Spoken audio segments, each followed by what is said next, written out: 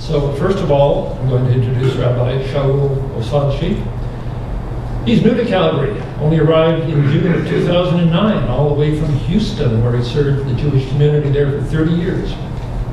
Rabbi has a passion for interfaith, racial, healthcare, labor, and other social justice issues. He was born in Los Angeles. He has a major in religious studies and political science from the University of California at Berkeley, honorary doctorates from the Jewish Theological Seminary and Hebrew Union College.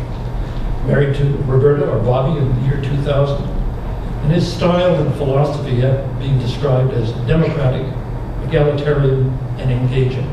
We're really very pleased to have Rabbi Osadchi with us. And maybe, Rabbi, just stand up so people know who you are, and we'll get you to the table.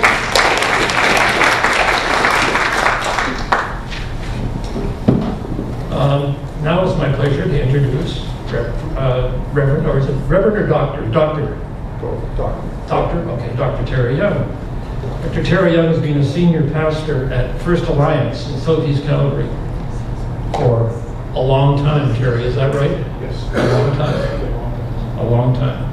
He now has the role of a teaching pastor, long-time Calgarian, been here since 1960, so you've got 30 years on the rabbi in terms of being a Calgarian, but we're working on it, we're working on it. Dr. Young is president of the board of Center for Organized Reform in Spokane, Washington. He served on the board of Crest Leadership in Calgary. He did PhD work at Gonzaga University on holding environments. He's married to Deb. He has 2 sons and 3 children. Dr. Young, would you please stand up? So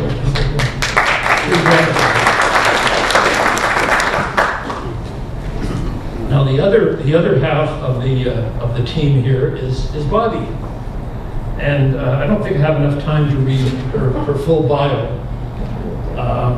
but what the heck, we will. No, I promised I wouldn't. She received her Master of Divinity degree from Houston Graduate School in 2003. She successfully completed 1 year of the clinical pastoral education at St. Episcopal and Texas Children's Hospital in Houston. Another Houston. What are you? Houstonian. Houstonians. Okay. Calgarians, Houstonians, it all works together. Bobby has been invited to be a guest on the Deborah Duncan television program on the spirit of spirituality. She represented Jewish and interfaith hospital chaplaincy. What else have we got here? Served as part-time hospital chaplain for Jewish Family Service in Houston. Created and facilitated an interfaith panel on the subject, how not to be a stranger to patients who are of a faith tradition other than your own. Led Sunday services at Covenant Baptist Church, and has been a panelist on an interfaith program on chaplaincy at Houston Graduate School of Theology in 2006. So as you can see, we have a pretty good balance of speakers tonight. I know you're going to enjoy it. So I'll ask the 3 panelists to come up and take their seats, and we're going to start off with Rabbi Osadchi.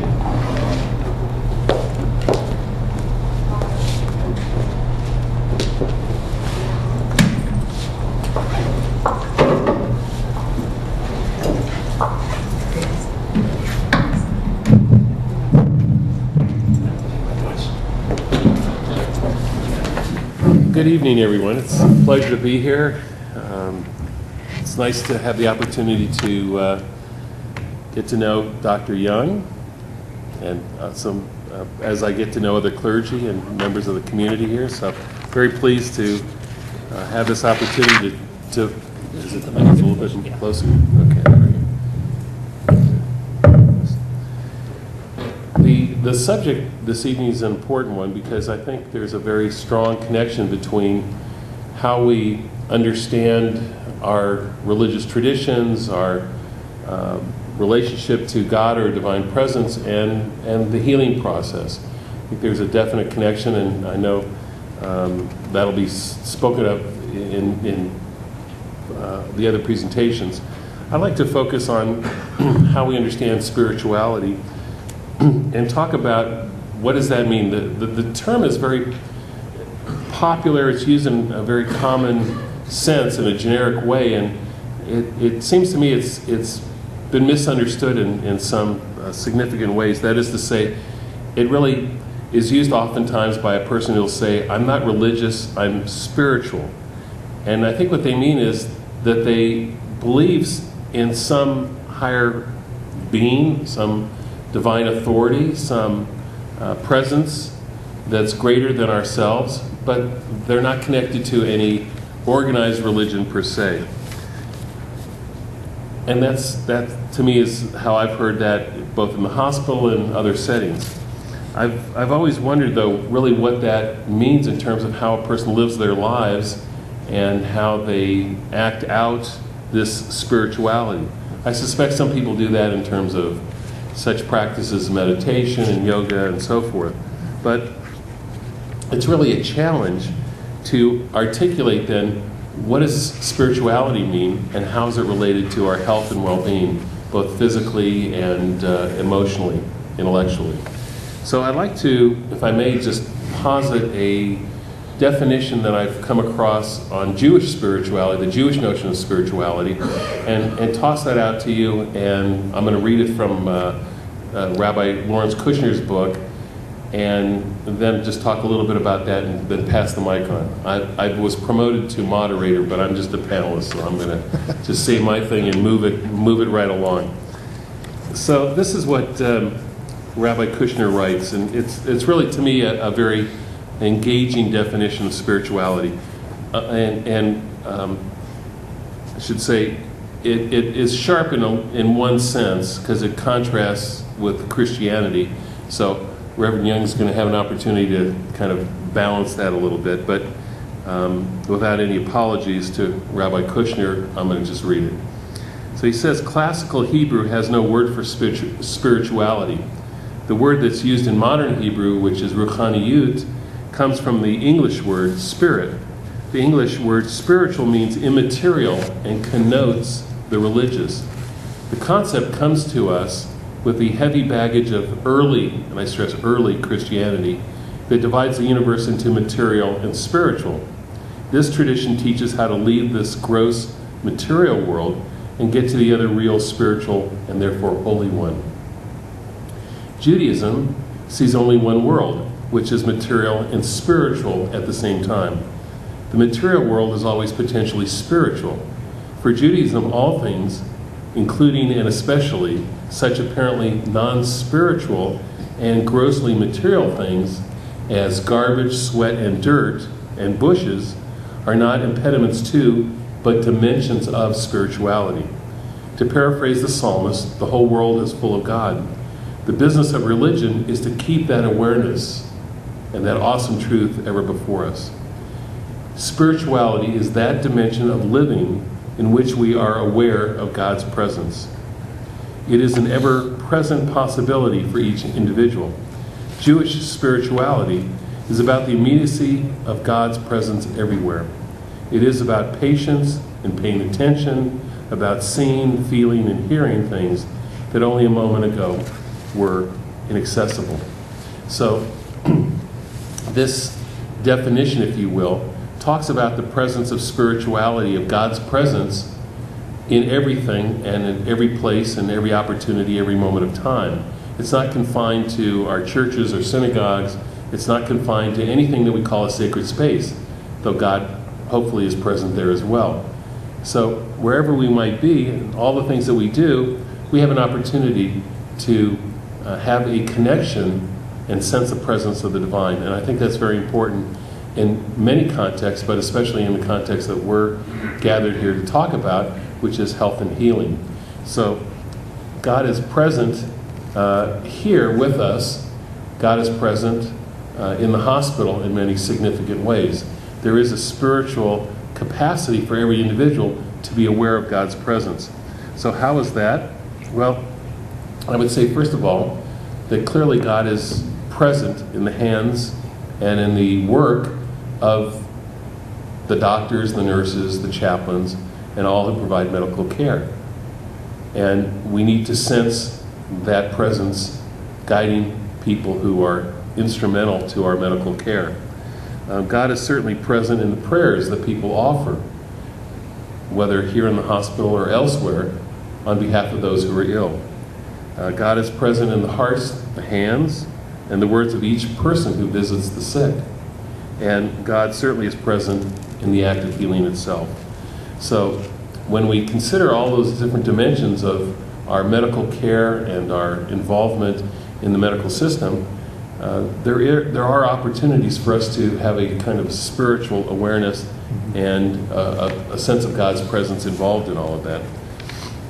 Lastly, if I may, I think the striving for God's presence, that sense of being aware that God is immediate in the world, is something that leads us not towards a monastic life and not a life of isolation so that we can focus completely on that, but rather a life of engagement. So part of what enables us to sense the presence of God is through action. And those actions have to do with things such as visiting the sick, courting people, and sensing that each person being created in God's image has the right to be treated with respect, dignity, justice, compassion, and certainly with love.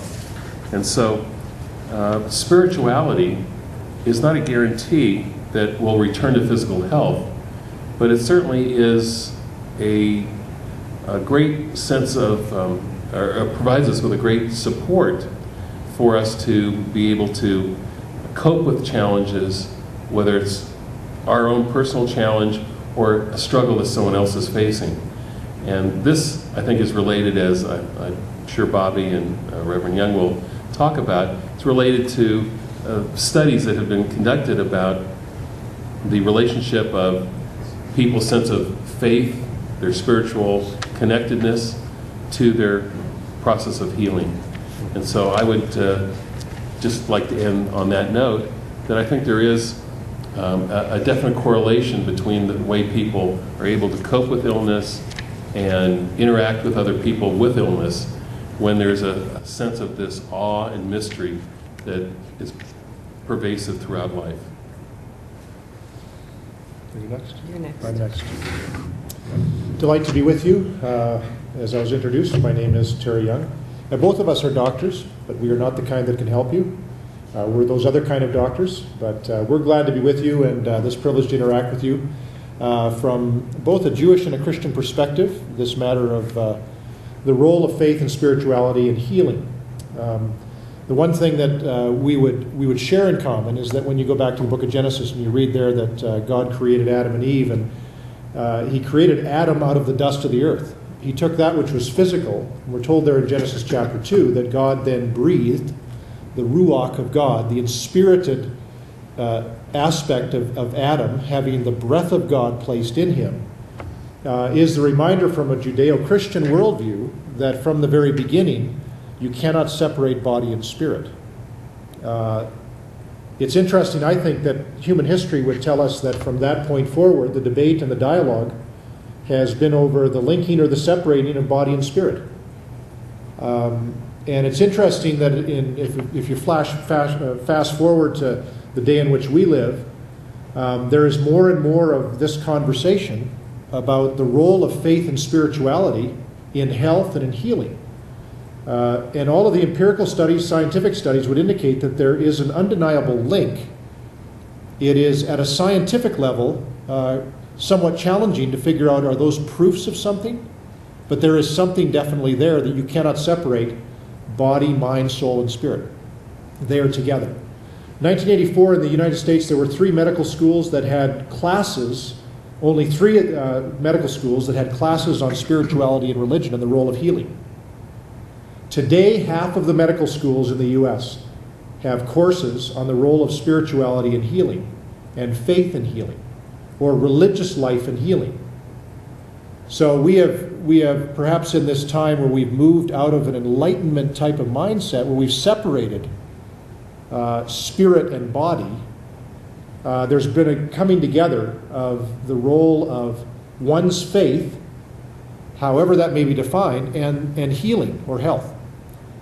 I think through Christian tradition, there have been times where, in Christian history, there have been those sects that have risen up that have tried to once again separate body and spirit. That the body is to be repudiated, the spirit is what we're to pursue. And that's that's referred to as Gnosticism.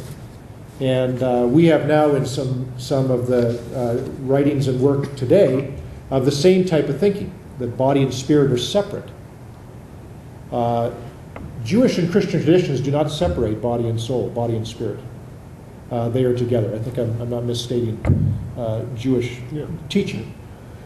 From my perspective, one of the things that I would like to just talk about is that there is clear empirical evidence of the advantage of religious faith, expression, and experience bearing upon people's journey through cancer and through all manner of other physical issues that we deal with. So there's a lot of empirical studies that would indicate that there is an undeniable link. Faith communities, in terms of teaching, teach people about matters related to lifestyle. That has a certain health advantage. There's the connection between spirit and body. The Ten Commandments are really prescriptions for health.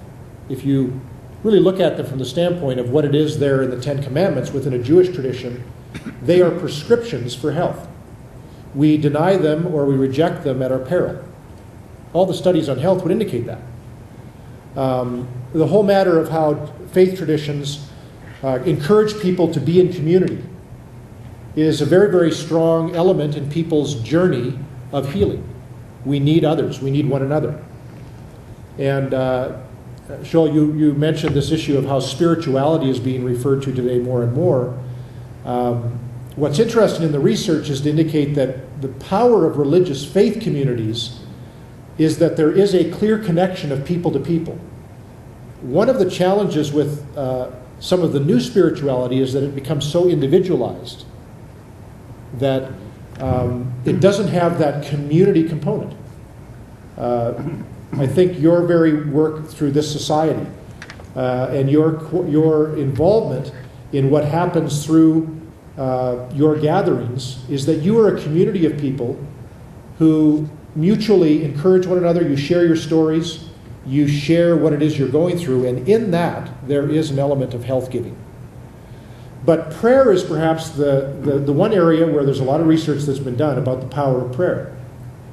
What is prayer? And I think within both the Jewish and the Christian tradition, prayer is, at one level, it is granting God access to our needs.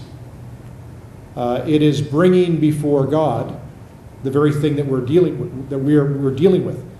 I often use the analogy that we all carry a load in life, and you carry the load of, if you're in an organization, a business, you've got load that you carry. We carry the load of our wider world, all the things that happen globally in our communities, in our neighborhoods. Neighborhood I live in, the other night there was a shooting in the neighborhood. So people in the neighborhood carry that to a certain extent. At a personal level, we carry, perhaps that's where we carry the most. You carry your family, your marriage, your children. When you meet with the doctor and the doctor gives you the news that you have prostate cancer, you've just had added to your load something of incredible weight. The issue of life is, what do we do with load? What do we do with the things that we carry? And faith is that dimension in which we join on the one hand what is in our hands by way of the loads of life, and in the other hand what it is we believe about God. And I believe faith is the bringing together of the two hands. There's a statement in the Old Testament about how Jonathan at one point strengthened David's hand in God. It's an interesting kind of portrayal of David perhaps losing his grip on who God was. And Jonathan comes along as a friend to strengthen his hand in who God is. So in New Testament tradition, Peter in 1 Peter 5 verse 7 talks about the issue of casting all of our cares upon God, for he cares for us. The word literally is to roll over. And the matter of faith within a Christian tradition, if you read the Psalms very much are the declarations of faith, struggle, of pain, and in many cases, they are psalms in which the end of them is a rollover. It is saying, God, ultimately, you are the one who's in control, and I'm going to give you this burden, I'm going to give you this load. So, to me, that's the practical piece of prayer. And you mentioned one of the ways in which God is present is in that moment when we are prayed for, or perhaps we pray.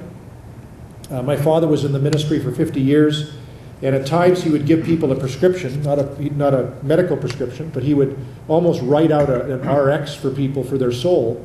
And one of the things he would do is he would say, take Psalm 23, and I want you every day to read Psalm 23, and I want you to read it as a prayer in which, first of all, you emphasize who the shepherd is, and then read it through a second time and emphasize the personal pronouns. And it was his way of instructing people as to how to daily grant God access to your need, acknowledge the Lord is my shepherd, I shall not want. He makes me to lie down in green pastures. At other times he would use the Lord's Prayer from Matthew 6. He would say, do the same thing. Our Father who art in heaven, hallowed be thy name. And emphasize on the one hand who God is, on the other hand who you are, and bring those two things together. So, definite link within Judeo-Christian worldview and perspective that we can't separate this issue of our spirit from our body. You have more than a physical issue that you are dealing with. It's emotional, it's mental, and there is a spiritual dimension, and that's where I believe the role of prayer comes in. There are other advantages to being a part of faith community, but prayer, I believe, is one of the most powerful ones. Let me close with just a very personal kind of story of a journey that we're going through. Back in May of last year, my brother was diagnosed with glioblastoma multiforme, GBH, which is a rapidly advancing brain cancer. He wrote me an email, and he said the day before he went into surgery in the month of June, he was lying in his bed, and he was wondering to himself this question: what is on the other side of this? And he said in that moment, what came to mind was the story of Moses in the Exodus, and Moses being called by God to lead the children of Israel out of Egypt. And Moses poses that question to God: who am I to tell Pharaoh sent me? And the response is, I am that I am. And my brother said in that moment, and he's a man of faith, he said in that moment he was reminded in not some soft words that God was saying to him at that moment, Daryl, what you want to know what is beyond this, what is on the other side of this? My answer to you is I am. And you will be too. Now that's a very personal expression of my brother's own journey. Had an MRI today, I'm not sure what the results were, but his faith is what holds him, but he's had to every day join the hands of his need with the other hand of what he knows concerning God and his belief in God. And that's joining faith, spirituality, and his own health and well-being. Will my brother make it? I don't know. But at another level, I believe he will make it. And that goes into the dimension of hope, which is another whole issue of spirituality, of where do we have ultimate hope? We all have preference hopes. When you drove in here tonight, you had a preference hope you'd get a good parking spot near the door. If you don't realize that hope, well, you know what? Those preference hopes, we don't get upset about those. But you have vital hopes. And those vital hopes are the ones that you perhaps hold on to most tightly. And that's the hope that you're going to see your way through this. This is challenging, but you will prevail. What faith tradition helps us to address is, well, what then? Is there an ultimate hope? And that's an issue for some further dialogue and further discussion. Thank you, Terry. Yes. Thank you, Joel. I'm happy to meet you. My name is Bobby. I'm new to Calgary, and it's been a wonderful learning experience the 7 months that we've been here. I had some information on spirituality coming from a Jewish perspective because that's what I live. and having immersed myself in Christianity at Houston Graduate School of Theology in Houston. I was the only Jew that ever went there or graduated from that school, and I was there 5 years because I had a profession at the same time. My husband helped me get through a lot of the issues that I had, but I came out with a lifetime of friends who were pastors who got over me being Jewish, and I got over them being Christian. And I have a lot of honorary ordinations from a lot of different Protestant faith traditions, and I just love some of them. If I wasn't Jewish, I'd be Assemblies of God Pentecostal. Speaking of the Spirit is in these people. I just love them. It's wonderful, and I enjoyed all my times being in church with them as well. So I decided, what does a nice Jewish girl do with the Master of Divinity? Yeah. And during the formation of the former synagogue we were at, the nuts and the bolts of the synagogue was happening, but I noticed a spiritual dimension was missing. So I started a caring committee there. The name of the synagogue was Or Ami, Light of My People. And I named the caring committee the Or Amigos, with a little takeoff on the Texas thing. And we were successful. And I have just started a caring committee at Congregation Beth Tzedek as well. And we're getting a wonderful response. So I hope to continue to do that here in Calgary, because I cannot work as a chaplain because I'm an American and they wouldn't give me a work visa. So I'm the one that knocks on your door when you're in the hospital bed. I have no idea what's on the other side because I don't read charts before I go in, and I don't want to know. I want to respect the patient's inner wisdom and understanding that you actually know what's best for you.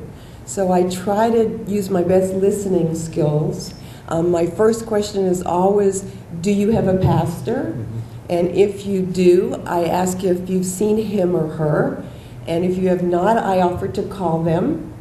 And if you don't have an affiliation with a church, synagogue, mosque, or temple, then I ask about your faith tradition and where you are in terms of feeling more hopeful or less hopeless and less fearful about the diagnosis that you have. I have not had cancer, so I do not know how you feel, and I would never presume to know how you feel.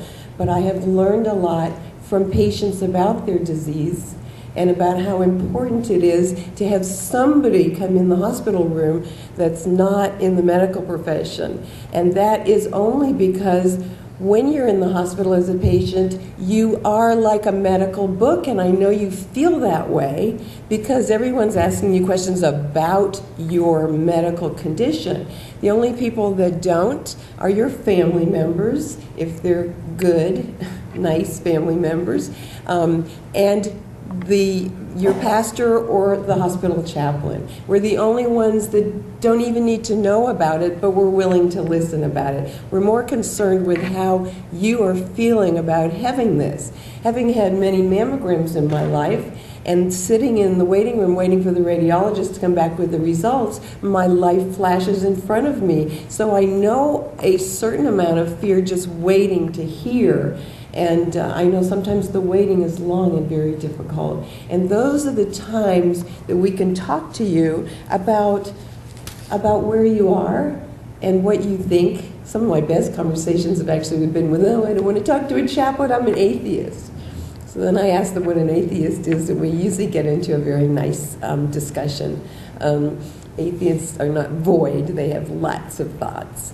Last night we went to Avatar, and have you all been there to that movie, Avatar? Yes? No? Not too many of you? Oh, wow, that's a nice escape from reality. But it does have a very theological message in it that we all can benefit from. So I think that's enough, since they covered the subject of spirituality very, very nicely, and we're here for any of your questions. Thank you.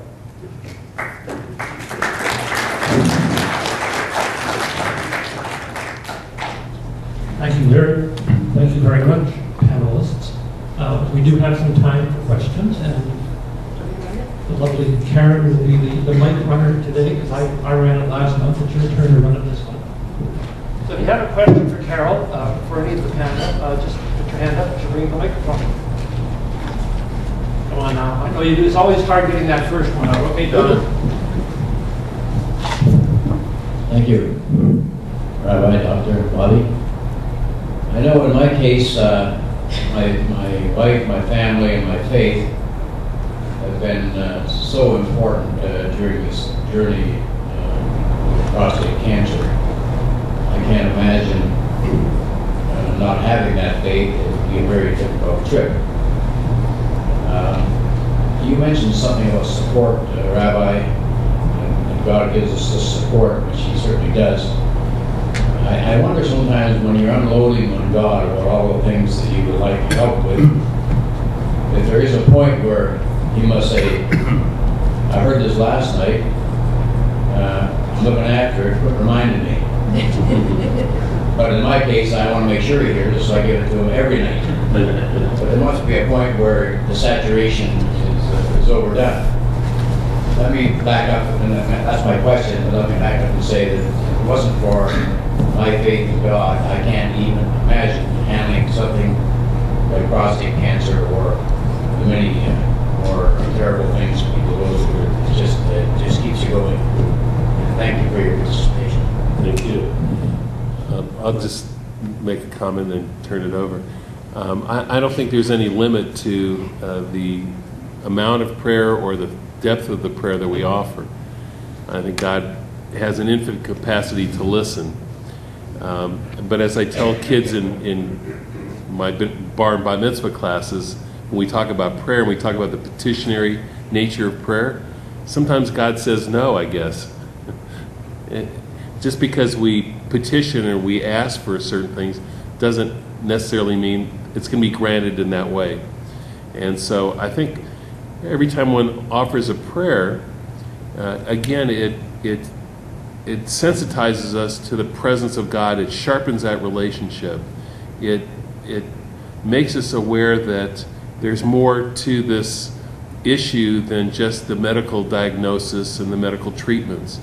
That there's a greater, and that's Bob was alluding to the movie last night, but the movie highlighted in sci-fi terms how everything's interconnected. All life is interconnected. And you have a sense of that. Reverend Young's comment about community as a vehicle for health, I think, is a very significant one. And we emphasize that a lot, that when a community is involved in supporting and praying for an individual, that person benefits from it, and their own prayers are uplifted even higher. So there's just a tremendous amount there that people either don't realize or just haven't had the opportunity to think in broader terms about what it is. Sometimes we think of prayer in just these very narrow terms, and it really is much greater than that. It opens many, many more doors to how we see each other, how we see ourselves, and how we put the challenges in our life in a greater perspective. So thank you for your comment.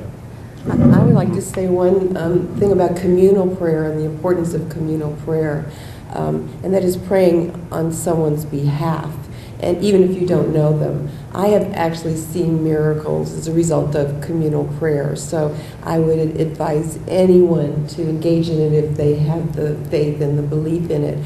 And Rabbi Harold Kushner, not Lawrence Kushner, wrote a book called The 23rd Psalm. Have you read it, Terry? I've seen it, I've read it. It's wonderful. He takes each verse of the psalm and he does a chapter on them. And he has some tremendous insight in that, one of which is the why me kind of, or the ultimate questions when 9/11 happens, or the destruction of Haiti. We all ask those questions. Why did these things happen to them, to us, to others? Harold Kushner explained it well, saying sometimes, even though God has the power to, she can hear all of us, Every now and then, she might turn to help a crying child, and in that turn to that child, some of the world's forgotten. Just on the issue of prayer, I think we as human parents, if we have children, we do grow weary of our kids incessantly asking us. I think God is unlike us in that sense, that he does not grow weary, and he loves the cry of his children. So cry on. He's big enough and has big enough ears to receive that and receive it and receive it and receive it. Okay. Colin? Yes, Rabbi, I was interested in your first approach to talking about the grass and the leaves and similar things like that. And I'm not what you call a religious person, nor am I anti-religion. I've spent a life of bushwalking in Australia and surfing and playing tennis, exploring caves. To me, that is my church. Nature there is just absolutely beautiful. So it makes me wonder why, and it applies to all of you here, why do every religion, be it Jewish or Christian, Islamic religion, build big mosques and things like that, why do they build these fantastic edifices? They're so extremely expensive, and really they don't, they're not a simple, they might be a similar God in your mind, but not in mine. But why don't they put that money into helping people, even in their own community, rather than doing these things? And some of them are really, they've got aspects to it that are in direct opposition to the Ten Commandments. Why do you do that? That is a great question. Well, we're waiting for a great answer. Yeah, okay, there you go. Well, first let me just say that the fact is there really is only one God, and whether you find God or experience God or relate to God in nature or you relate it in the house of worship is a matter of, I guess, personal choice. It's a matter of life experience. It's a matter of other circumstances. But I think the point that was made here with regard to seeing God in such mundane or grossly material things as garbage and sweat and dirt and so forth, it raises a very poignant perspective here. That is to say, and I've asked my kids about this as well. How do we find God in garbage? And they're puzzled, and I said, well, who takes garbage out in your home? And I'm still amazed that there are a few kids that actually do this. I don't know why the parents are doing it, but they seem to do that. Anyway, so I said, if the garbage wasn't removed from your home wouldn't be habitable. And so where does it go? Well, it goes out to the street. I said, and then what happens? It doesn't just pile up there. Well, so the garbage guy comes and picks it up. I said, well, who is that person? Do you know who that person is? Do you know their name? Do you know whether they have, well, this is a United States perspective. Do you know if they have health care? Do you know anything about them? Well, no. Well, if it wasn't for that person, you wouldn't be able to live in your home. You have a relationship with another human being created in God's image. Where does that garbage go? Well, it goes, I don't know, to a landfill. Well, back to nature again. So there's a completely interconnected relationship between all these things in our lives, and when you're aware of that, and you're aware that you have an obligation, responsibility to other people, then you're aware of God's presence. And that transfers over into this setting here, into the healthcare setting as well. With regard to your question, why do we build opulent houses of worship? I don't think it's an either-or proposition.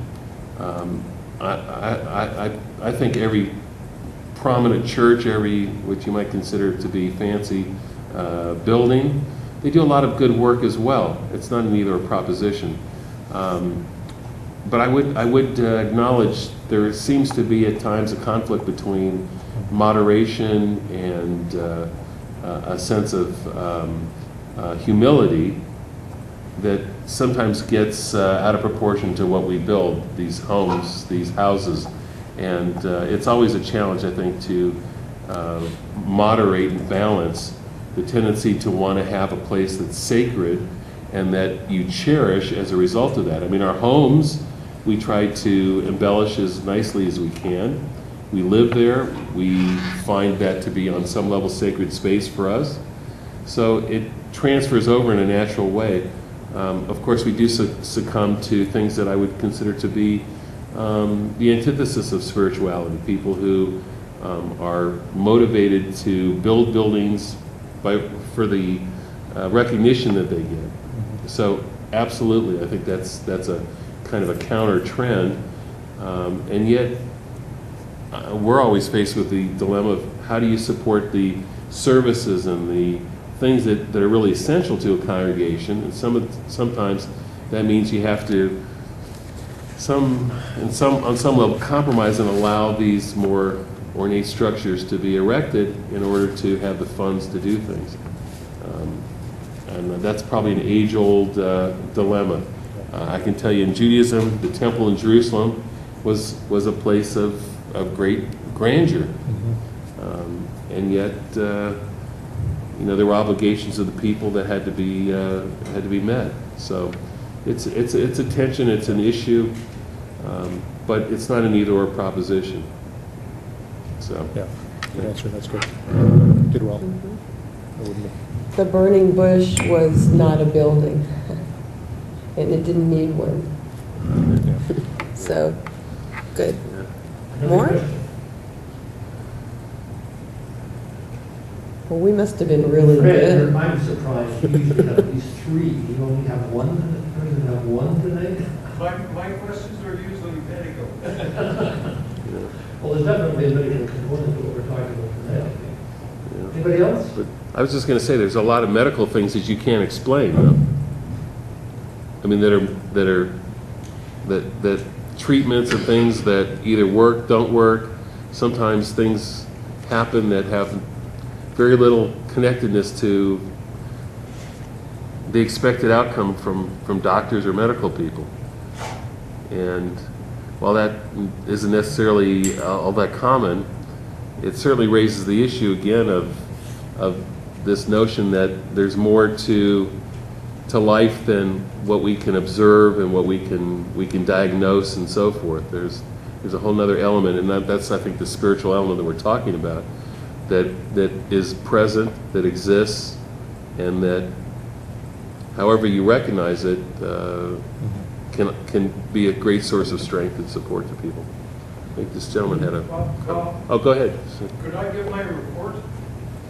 You can't, there's one gentleman that has a question that just put his hand up, if I may. I just want to say that God does answer prayer. That's all I have to say. God answers prayer. All right. Sometimes it's yes and sometimes it's no, though. I mean, those are the two answers. Well, there's more answers than that, but those are two obvious answers. Yes, no, not now. Not now, maybe later. Yeah. Get back to me next week. How do you address the notion of positive thinking, of positive thoughts? I know, does that come under faith? Being a positive thinker? I know when I was going through my treatment, I was determined Yeah. I think to get a good outcome. Yeah. I had faith that I was going to get a good outcome. I think that faith traditions, Jewish faith traditions, Christian faith traditions would underscore the importance of the mind. Proverbs talks about, as a man thinketh, so is he. There's also a connection between mind body, and whether you're mining wisdom from the Old Testament, or you're going to the New Testament where Paul talks about whatever is true, whatever is good, whatever is honorable, excellent, praiseworthy, think on such things. I always find that science will indicate that attitude is a very, very important issue in one's health and healing. I find it interesting how ancient truth is confirmed over and over again in scientific studies. So I think there's a direct correlation. That attitude is extremely important. And what the connection and how that all works, that's the mystery, and it's the same mystery as the mystery of faith and the mystery of prayer. But there seems to be a direct link. A saying that I've heard many times that I like to live by is that it's your attitude, not your aptitude, that determines your altitude.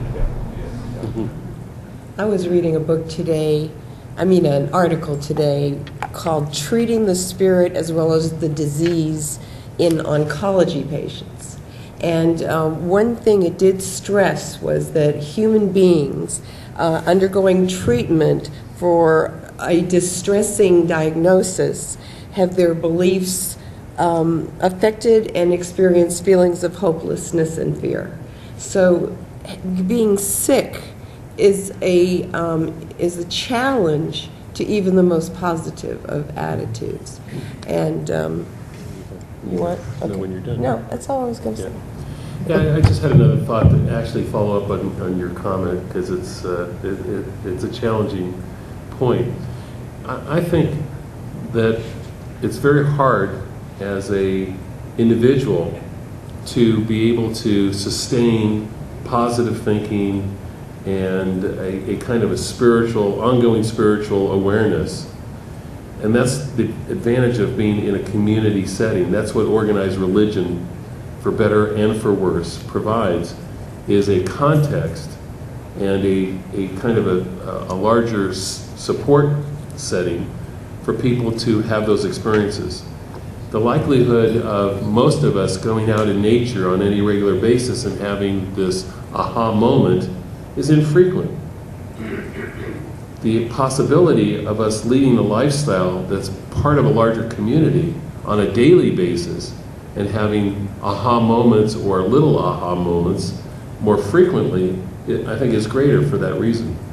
So while we may have to tolerate certain excesses, the reality is that those structures and those organizational elements give us a regularity in which we can experience God's presence, or at least be receptive to it on a more frequent basis. And I think that's perhaps one of the basis for it. You know, people say, well, I'm not into organized religion.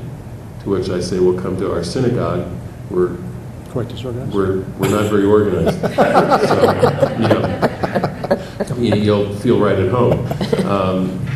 But I think the point, the tension in Judaism is between what they call keva and kavanah, having a kind of devotional experience, which is your own personal aha moment out in nature, and the regularity of fixed prayer every single day, lifestyle issues in Judaism, keeping kosher, keeping the Shabbat, keeping the holidays, the Sabbath, the holidays, and so forth. Those regular moments don't allow us to have those aha experiences all the time, but certainly on a more frequent basis. And so there's something to be said about sitting in a nice facility. I'll say it loud because it won't be right. But having listened to all that, I've been in cathedrals in London and St. Paul's cathedrals. There's so many people out in this world. But it still doesn't answer for me the need for a competition that's gone on for hundreds of years to try and outbuild one another in the religious world.